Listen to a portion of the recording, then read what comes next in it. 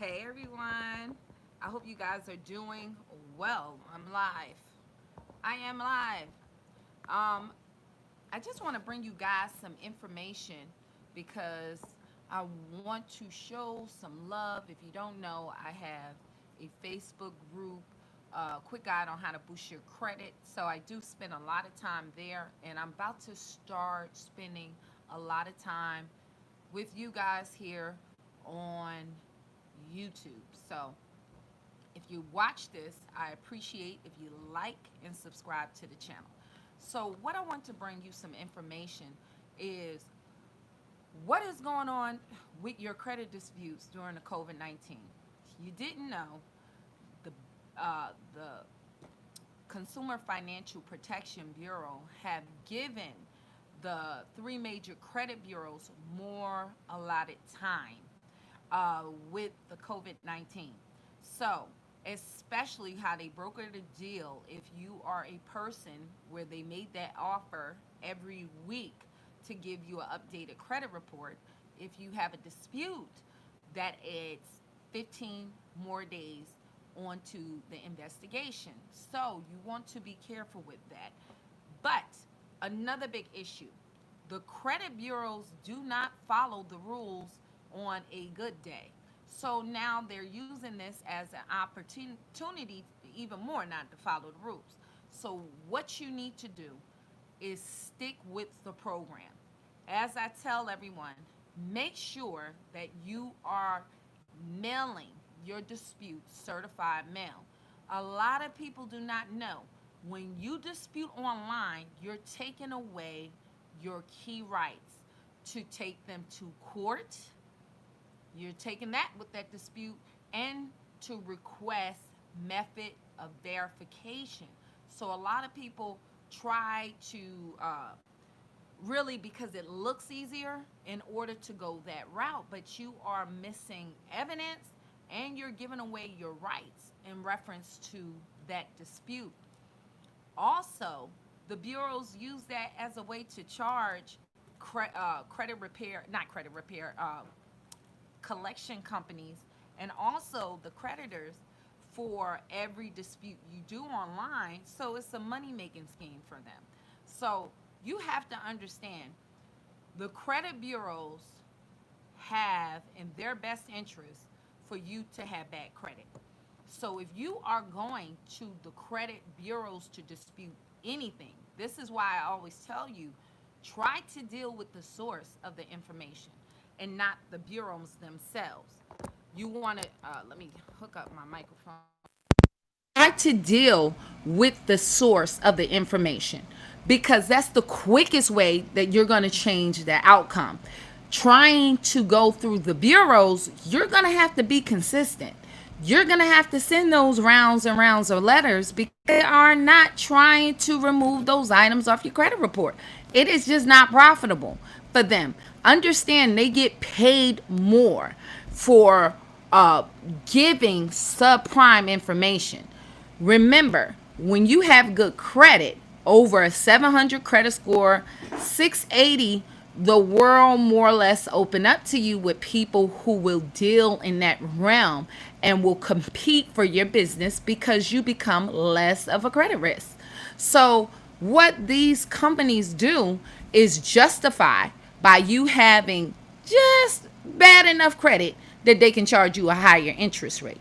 So if you're not already a person that really looks at things and really consider how you're spending your money, how you're leveraging your credit, you'll get trapped in these debt traps and these debt cycles over and over again because you're always in a desperate situation because everywhere you go, they're picking you apart. You're paying higher interest on your auto loan. You're paying higher interest on your credit cards. You're paying just higher interest across the board. So it seems like you can never get ahead. So they love this because they can pay. They'll have these companies pay more for your information because there's more profit in it for them. So what is the key? Make sure that when you're sending this, you send these certified mail, always certified mail, and I state you send a affidavit. I use affidavits, credit affidavits that I have constructed, because they are still trying to, oh, we didn't know it was you. Then you can get on the phone. Now, do you have that documentation? Oh, yeah, I see it here. I had to have a conversation with someone, a young lady at Equifax. Oh, I see your sworn affidavit. And so how didn't you know it was me? And she went on and started to have the item processed, and it was removed in 4 days. That's simple. Even though they did, it took way beyond the 30 days. I let it sit there for a good, I wanted to make sure, a good maybe 40 days, an extra 10 days. So they were well over the 30-day time frame. I had my certified, and I had the date they received it. So I knew they were beyond that time. But she couldn't lie that it wasn't. You could not. They're using these things as an excuse. They're making up things so you can get tired, so you can stop wanting to fight. That's what they want to do. So the day of what you think that I'm just going to, dispute something and it's going to magically go away. These people are very persistent on what they're going to try to keep on your credit report. So that's why I always am an advocate. If there's any kind of way that you can go directly from the furnisher, they have a responsibility under the FCRA to report correct information. You can hold them accountable. Not even just the the Financial Trade Commission holding them responsible on the federal level, but you can hold them responsible on your state level. You can quickly handle things in your local court system. Defamation. You're lying on me, and I get paid. That's what you do. But one of the key items is I'm not an attorney. That's one of the key items. Know that for sure. I'm not an attorney, and this does not constitute legal advice. I'm just telling you about some things that I did in the past to remedy my situations. Let's just throw that on in there. But let's just keep it all the way 100. You go to your local court, find out. I say talk to an attorney. You always can consult an attorney. If you need direction on how to consult an attorney, call me. I can connect you with a service that I stay for just pennies on the dollar, where I always have access to an attorney in my state, and I keep him on speed dial, to be honest. And really with the program, if I get sued, he's gonna handle it for me. So that's how that works. It depends on what type of items, but I have a business, so I always have to, and businesses and real estate, so I keeps him on call, and they do that for all your items, issues, family issues, for a law group right there in your area. But what I'm saying is, it's best to consult an attorney to actually know what the court rules. Make sure, even if you take it, fill the paperwork out, I send it over to the attorney. Make sure my I's and dots and my T's is all crossed, and file my paperwork. And it costs me as little as $24 a month, be honest. But maybe a little more. I got the business. But it's just pennies on the dollar in order to do so. So, like I said, always consult an attorney if you can. But you can go to the court. They're not supposed to give you legal advice. But it's real simple to file a small claims court lawsuit. And mostly on the books of every state, defamation. Some 23 states, if you want to be real. Defamation is not only civil penalty, it is a criminal charge. Okay? Malicious criminal. Somebody can be locked up, as Akon said, and they won't let them out. All right? It could be a malicious criminal charge. So you want to make sure you follow your steps. Try your best to avoid, if you can, going to the bureaus. If you have to, on Thursday, I will be going through ways of disputing, how to find items, Thursday at 8 p.m. on how to find items, what laws, what violations that you could look for. What's the difference? Everybody talk about these 609 letters, where really your right to disputes is under 611, section 611, not so much 609. 609 is basically your right to your consumer credit report. What's on your credit report, the long and the short, and not your credit score, your report. So it's really under 611. And so if you are disputing online, one of the key things under 611, you have a right to reinvestigation and know the method of verification. When you dispute online, they don't have to give you that anymore. And that's one of the key tools that you want to use, is the method of verification. Because understand, the bureaus have a responsibility under the FCRA to actually investigate what you are disputing by making a phone call, talking to somebody in that company. They supposed to be sending proof, but a lot of people are disputed as inaccurate, incomplete, which is good, but a lot of them are be unknown. And that's why I come back verified, because they don't even call anybody with that. They get right on in the system. LexisNexis, get the, just boop, yours, done. And don't talk to anybody in that office. They just come back with it verified. They have people working overseas for about 35 cents, 37 cents an hour. That's where their big profits is, for, selling our information, screwing over me and you. That's how they make their money. That's why how they make their billions. Each one of them making over $1 billion. So the next thing that you need to know, what's going on now with the big three. LexisNexis if you have not accessed that credit report, you need to. Also know there are other data providers like CoreLogic, Innovis. There are others, just like LexisNexis. SageStream is mostly for inquiries, but there are other data providers, you guys. So what you need to understand, there's other information floating around about you. And if you do not start to work on your credit now, the age of AI, it's going to be very hard in this upcoming future to remove items off your credit report.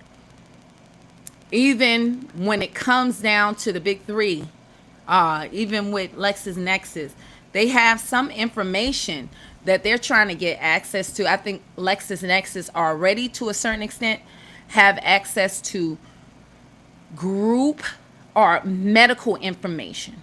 Not exactly your condition, but when I was in insurance back in 2008, we would know, because when you have an insurance, a PPO, HMO, when you are signing up for that, they might not share personal information, but there's a system called MIB.